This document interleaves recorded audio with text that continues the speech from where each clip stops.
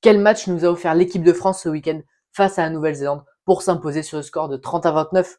Allez, vous êtes avec moi, on est parti dans cette toute nouvelle vidéo pour parler et débriefer ce match face à la Nouvelle-Zélande. Pour brièvement vous résumer ce match, l'équipe de France a eu du mal à rentrer dans la rencontre, encaissant 2 essais rapidement, mais a réussi à rester au contact et basculer à la mi-temps avec seulement 7 points de retard. Et au retour des vestiaires, ça a été un tout autre match puisque Paul Boudéan est venu aplatir un essai sur un ballon porté et puis l'équipe de France a tenu bon et un petit prodige a réalisé un exploit, c'est tout simplement Louis Bielbiarré qui a été superbement servi par Thomas Ramos sur une contre-attaque et a déposé tous ses adversaires à la course pour aller marquer un essai et donner pour la première fois de la rencontre l'avantage à l'équipe de France. Derrière, pénalité sur pénalité, les deux équipes ne se sont pas lâchées et c'est finalement nos Français qui se sont imposés. Mais qu'est-ce que ça a été dur. Et justement, parlons-en de ce match où on a eu très peu de l'équipe de France a eu très peu de possession et ça se voit notamment dans les courses avec ballon puisqu'il n'y a eu seulement que 96 courses avec ballon pour les Français contre 188 pour les Néo-Zélandais, 91 passes à 240 entre les deux équipes et il y a également eu 2 fois moins de franchissements avec seulement 4 contre 8 pour les All Blacks. Toutefois, on a vu des secteurs où on a dominé, comme justement la mêlée. Alors ça a été un secteur particulier, notamment en début de match, parce que Tevita Tatafou s'est très vite blessé. Colombe a dû jouer presque 70 minutes, ce qui est quand même colossal pour un pilier. Et justement, quand on parlera de nos tops et flops, vous verrez qu'il va rentrer dedans assez logiquement. Par contre, en touche, ça a été un secteur très défaillant, puisque on s'est fait voler 4 ballons par les Néo-Zélandais, qui eux ont eu un alignement presque parfait. Ils n'ont eu qu'une seule balle perdue en touche. Également, on a vu beaucoup de pénalités contre l'équipe de France, 13, ce qui est beaucoup trop pour le niveau international. Et évidemment, quand on n'a pas le ballon, eh ben, il faut beaucoup plaquer. C'est ce qui s'est remarqué dans les statistiques, puisque 208 plaquages, malheureusement, il y en a eu 30, plus de 30 manqués, ce qui est aussi important, surtout que ça a été un secteur où il ne fallait pas se moquer, puisque les Néo-Zélandais ont beaucoup joué debout, avec 13 ballons passe après contact. On a vu également quelques trous dans la défense, notamment au centre du terrain. Et à la fin du match, tout de même, ça nous sourit parce que il y a eu quand même une solidité défensive pour ne pas encaisser plus de 2 essais. Et par contre, côté français, offensivement, bah, ça a été assez compliqué. Donc, comme on l'a vu avec ce peu de passes réussies. Et puis, ben, tout simplement, les 3 essais marqués par les Français, il y en a un, c'est sur un ballon porté de Paul Boudéan, qui a réalisé également une très grosse prestation.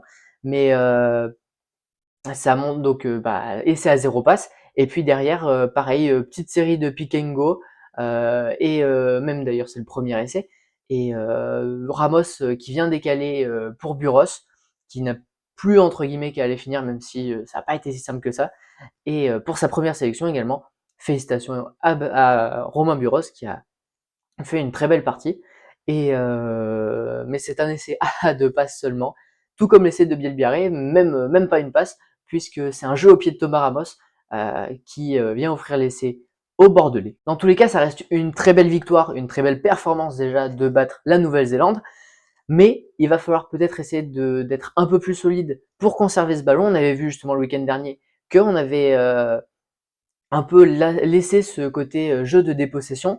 Et là, ce soir, c'est tout simple. Hier soir, enfin ce samedi, ça a tout simplement été la Nouvelle-Zélande qui nous a privé de ballon. Alors ça avait marché face à l'Irlande. Là, cette fois-ci, le réalisme a été côté français.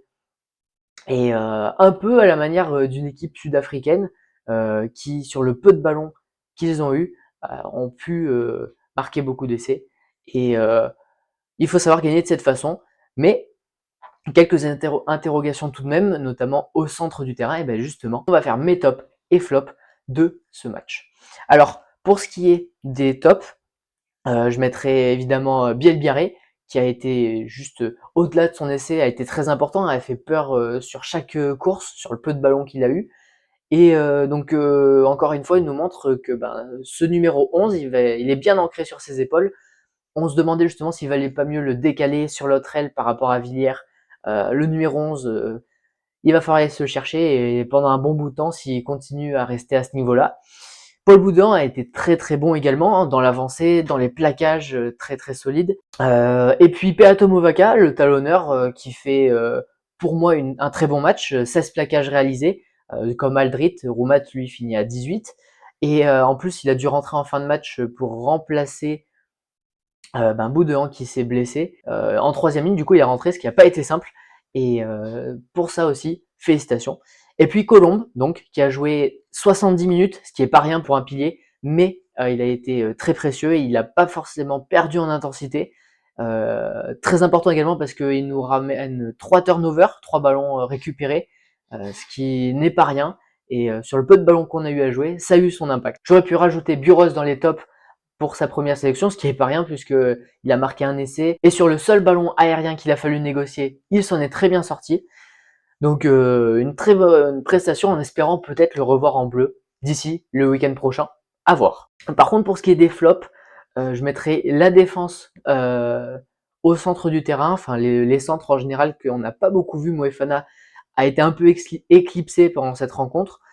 Ficou également. Et puis Villiers qui n'a pas réalisé, à mon sens en tout cas, son meilleur retour avec l'équipe de France. On l'a vu sur 2-3 montées en défense que ça a été compliqué. Même d'ailleurs, il est fautif sur le premier essai pour une montée un peu trop rapide. Donc voilà un petit peu ce que j'ai pensé moi de ce match, convaincant entre guillemets dans l'attitude, surtout à deuxième mi-temps, retour des vestiaires. Attention tout de même quand on se fait monopoliser le ballon, c'est compliqué justement d'attaquer et en défense, on a vu pas mal de trous. Donc belle victoire. Par contre, le week-end prochain, il va falloir batailler puisque l'équipe d'Argentine a sorti une prestation de malade mental face à l'Irlande. Malheureusement, ça n'a pas suffi en fin de rencontre pour s'imposer. Mais on a vu une nouvelle fois l'équipe d'Argentine très très forte et il va falloir se méfier le week-end prochain. D'ailleurs, je vais sortir une vidéo mardi sur cette équipe d'Argentine. N'hésitez pas à aller la regarder. Je vous fais un petit teasing. Donc attention aussi aux Irlandais qui enchaînent deux défaites consécutives, en sachant qu'Andy Farrell ne sera pas sur le banc pendant le tour à destination. Il va falloir se méfier pour les Irlandais à pas avoir trop de difficultés.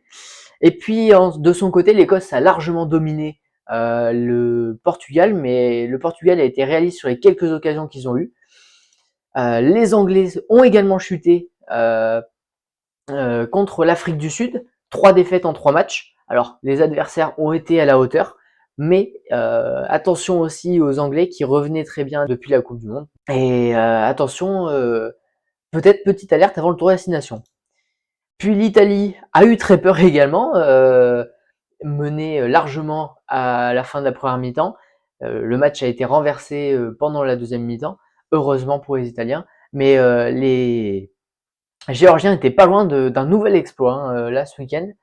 Et puis enfin, l'Australie a largement déroulé, notamment en infériorité numérique, parce qu'ils ont pris un carton rouge de 20 minutes, je le rappelle.